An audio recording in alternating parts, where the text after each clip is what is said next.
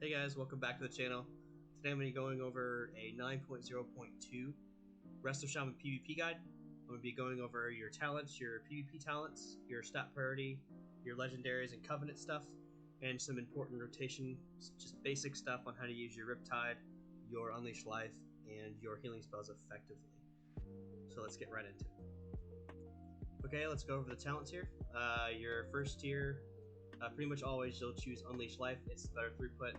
Also buffs your next direct Shaman heal by 35%, so it's really good. Like if you're ever in a tight bind, you can Riptide, cast Unleash Life. If you can't cast, if you don't have Aura Mastery up, or you just need to make sure you get a cast off, just recast another Unleash Life, and you'll get that off, and actually do a pretty good, decent amount of healing. Or you can pair it up with your Healing String Totem with the Conduits, which I will explain later, and you get a big either Healing Surge or Healing Wave with Primordial Wave as well. So Unleash Life is definitely the best for this tier. The second tier, always run Echo of the Elements. Echo of the Elements is definitely the best because you get an extra charge of Riptide, which is great in this meta for instant healing. And you also get a second charge of Lava Burst, which is amazing as well because for the extra damage, because your Lava Burst really can pump. Plus, you get an extra charge of Healing String Totem, which kind of works with that Conduit I will explain later. The third tier, it is pretty much Earth Grab almost all the time. I may run Spirit Wolf in 3s. But mainly for the most part, 99.9% of the time, I'll run Earth Grab Totem as just to root stuff. Like for example, you can use Earth Grab against Windwalker monks to root their images and root their Swen, which really reduces their damage. If a warrior doesn't have Blade Storm, doesn't have Avatar, he's gonna have a really tough time of getting out of that root. And especially against Demon Hunters, they're gonna have a really tough time getting out of Earth Grab as well, because they have nothing to get out of it besides, I think the Hunt gets them out of it. But that's it. The fourth row, I could see Ancestral Vigor being okay, but Earthen Wall Totem, even if it's a little bit under-tuned right now, it's definitely your best go. It's just a really good overall 1 minute cooldown on your damage reduction. So you can use this when you see a Warrior Pop Avatar, just put it on your DPS and it'll reduce a lot of damage, especially in 3s if you see, if you're running with melee cleave or against a melee cleave. You can definitely use this just when everybody's stacking, like they're doing their goes. You can just put that on them and it reduces quite a bit of damage. I would never run Ancestral Protection Totem. I mean, in this meta, it's usable just because of burst, but I would always run Earthen Wall Totem instead of it. This is just a meme. The tier 40 or the level 40 tier is probably the most interchanged one I use. I would either run Nature's Guardian or Graceful Spirit. Windrest Totem really doesn't have a place. Nature's Guardian is really good against burst comps. Like for example, if you're in 3s running against like just a team that's just going to train you, you'll run this. This is better for the newer Shaman. It kind of just doesn't really require any thought. It's just there. It's just protection against every time you go below. Every time you go below 35%, you heal for 20% of your maximum health. So it happens once every 45 seconds, and that's really good. The next choice would be Graceful Spirit. It pairs really well with your Aura Mastery. Every time you use Spirit Walker's Grace, you're immune to silence and interrupt effects for 5 seconds. So you could run this, get a 1 minute cooldown on your Graceful or your Spirit Walker's Grace.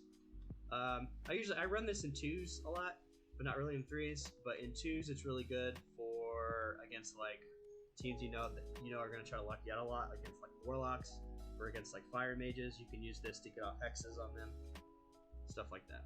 The level 45 tier, I always take Flash Flood. It's just perfect for when you consume with Tidal Waves. You cast over your next heal is reduced by 20%. It's really good. You get a Tidal Waves, Healing Surge. Now then your next Healing Wave is going to be reduced by 20%. So it's just really good to stack. A lot of good Resto Shamans will try to stack 2 Tidal Waves before and then they use a Healing Surge, and then their next Healing Wave is going to be really fast. And their next Healing Wave is going to be fast again. It just stacks. Every time you consume Tidal Waves, it increases your cast time, so that's really good.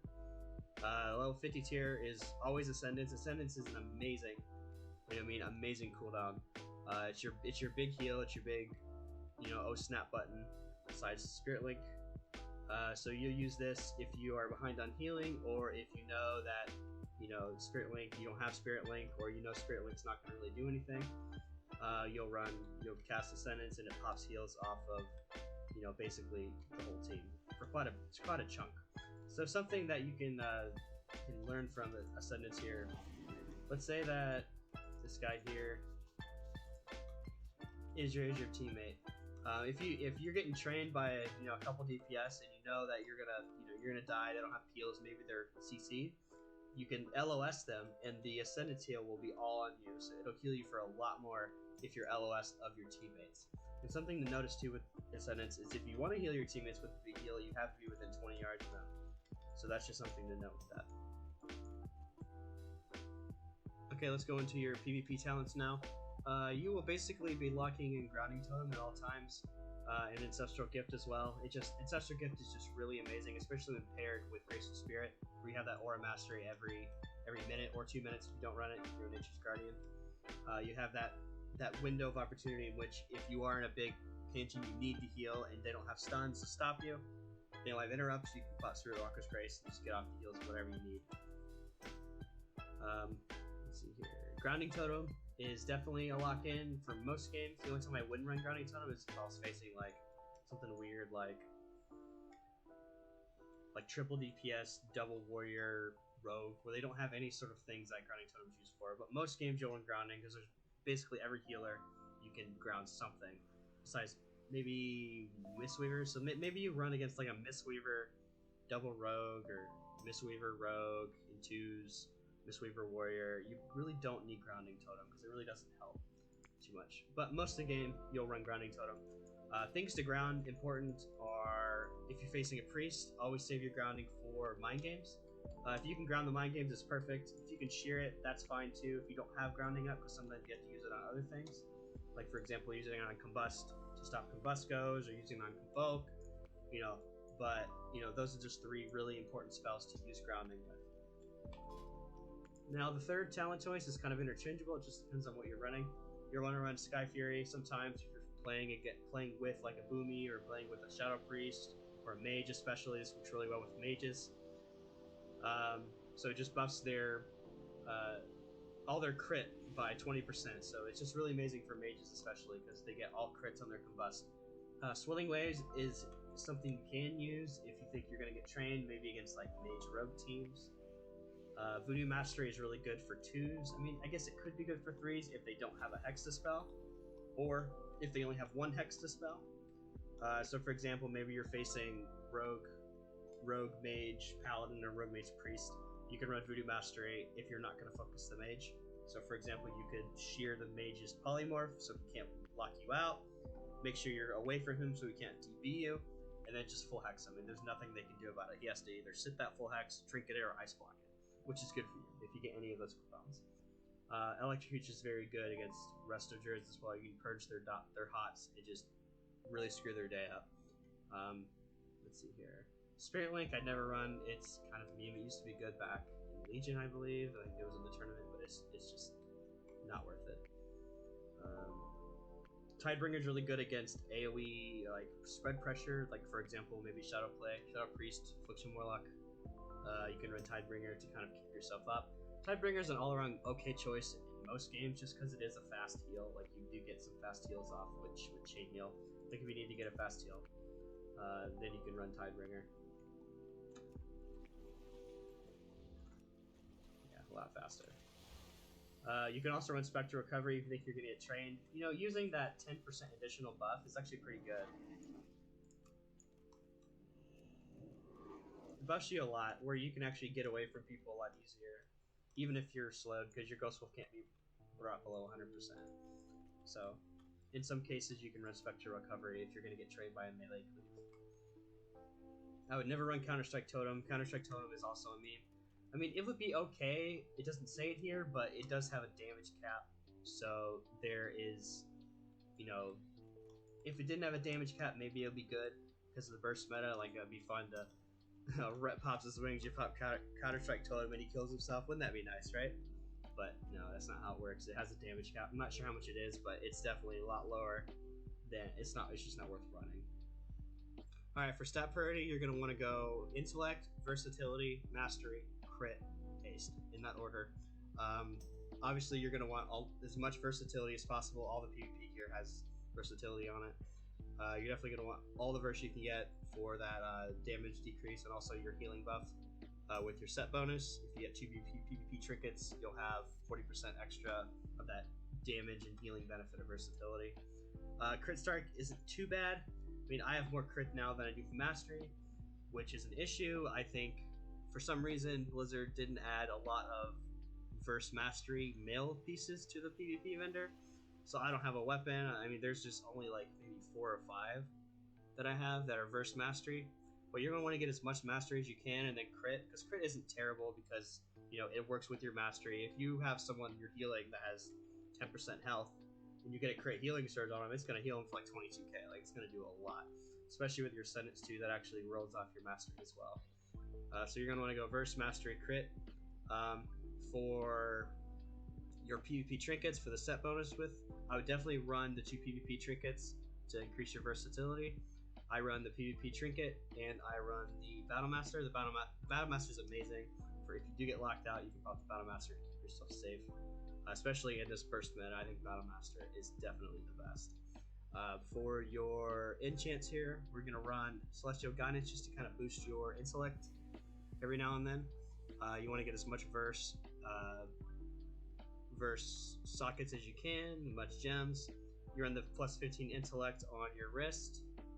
What else do we have? Then you get the 2 verse enchants on your rings. And on your cloak, you get plus 30 stamina. And what's the other one? On your chest, you get the one that gives you plus 20 intellect and plus 6% mana. I forgot exactly what it's called.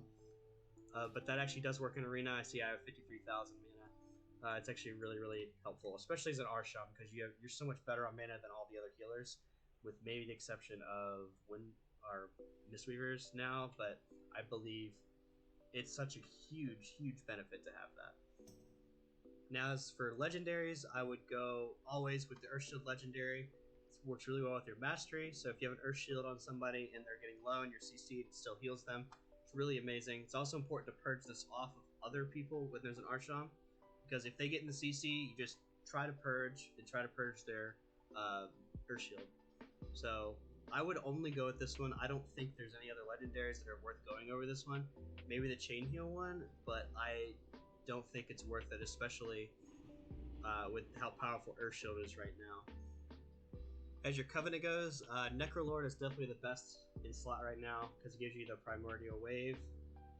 It gives you an extra Riptide if you need it. It also gives you an extra Flame Shock, so if you want to dish out some additional pressure, you can put an extra Flame Shock on somebody to get those Lava Surge procs. But you're going to want to go Necrolord with the Plague Deviser, is it Marileth here? So the way I go here is you go left to get a Potency Conduit.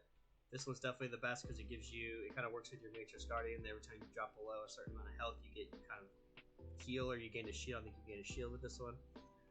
Then you want to get the Endurance Conduit. I'll talk about which ones in a second. Then you want to get the other Potency Conduit. And then you could either go left or right, but I would go left. And then you finally get Ultimate Form. So the first Potency Conduit you always want to run is Swirling Currents. I need to upgrade these are not that high item level. But every time you use a Healing Stream Totem, the next healing surges, healing waves, or riptides are increased by a certain amount, by quite a bit. So that's why you always want to run Echo the Elements too. It kind of works really well. So you drop a Healing Stream Totem and you get this buff for 13 seconds. That makes the next 3 spells, either Healing Surge, Healing Wave, or Riptide, be 24% more effective. So that's really good to use. I think you should always go for this one first. This one's definitely the best of the slot. So the next one here is an Endurance one. You have 2 choices here. I don't have the other one. You can either run your Earth Elemental increases your maximum health by 24%. That one's really good against burst comps. You just pop your Earth LA at the beginning of the game and you get a whole minute of having, like a lot more health, like 45, 50,000 health. Just helps kind of incentivize them to not go you at the beginning of games. And you're going to go left here. This one really doesn't matter. And then your next one is Embrace of Earth. This one is definitely a must-have. Earth Shield's healing increases your healing done to the target by additional 7.5% at 213 item level. It's definitely really, really good. It stacks with your Earth Shield Legendary as well. So I think you can get this one from the PvP vendor with Conquest. So if you have enough Conquest, eventually you'll want to get this. The next one is Healing Service, 18% more effective on yourself. I run this one. It helps if I'm getting trained, I can get a Healing Surge on myself, and just perfect. Now, Ultimate Form is very, very good right now. You have to use it correctly. Like before, you used to just pop Fleshcraft in the beginning just to give yourself a shield, but I want you guys to stop doing that. You can use ultimate form very, very well. So it makes it so every time you use ultimate, or every time you use Fleshcraft, you get a buff that makes you immune to CC here while you're casting this. And then if you finish the full cast, you're immune to crowd control too for 4 more seconds. So a good way to use this is if, like, for example, maybe you're facing another Resto Shaman. You're going for Hex on the Resto Shaman, then he shears you and starts casting a Hex. Because if you Fleshcraft, you won't be able to be hexed, and it just screws up their entire thing.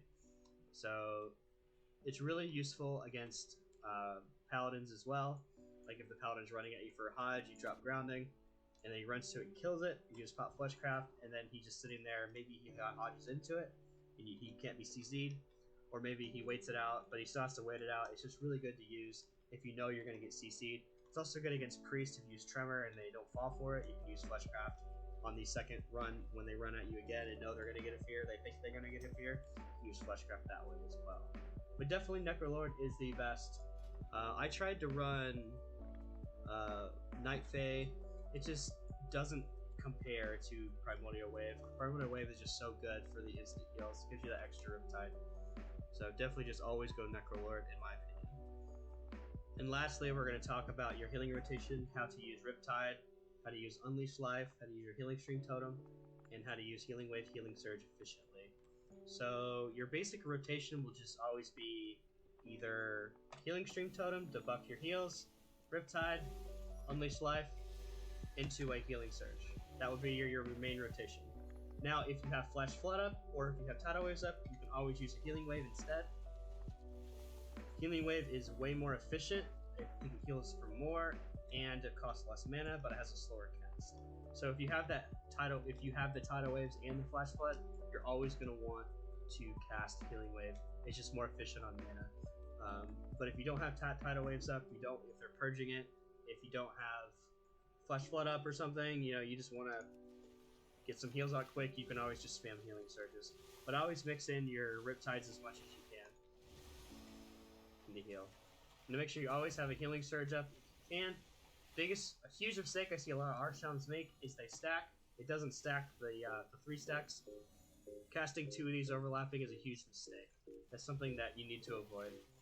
If you don't have Riptide, let's say you cast your Riptides and you need to heal, you can always cast Primordial Wave. It's like an extra Riptide. And the way Primordial Wave works is that since he has a Riptide on him and I do, I can cast my Healing Wave and help both of us. I think it's me, if I cast it on him, I can heal less, but it's still a huge way to top your team. Like, you could have Riptide now with Primordial Wave. You can have Riptides on everybody, and then you just cast Healing Wave and heal your team.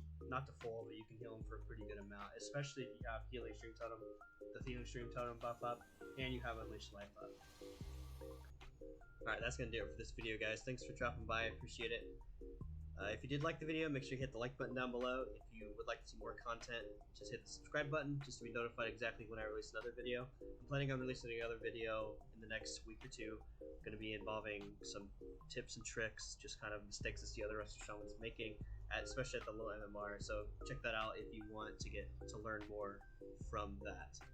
So I also like to stream mainly on Tuesdays and Wednesdays. So if you'd like to come check out my stream, I'll put the link in the description below. Alright, see you guys in the next one.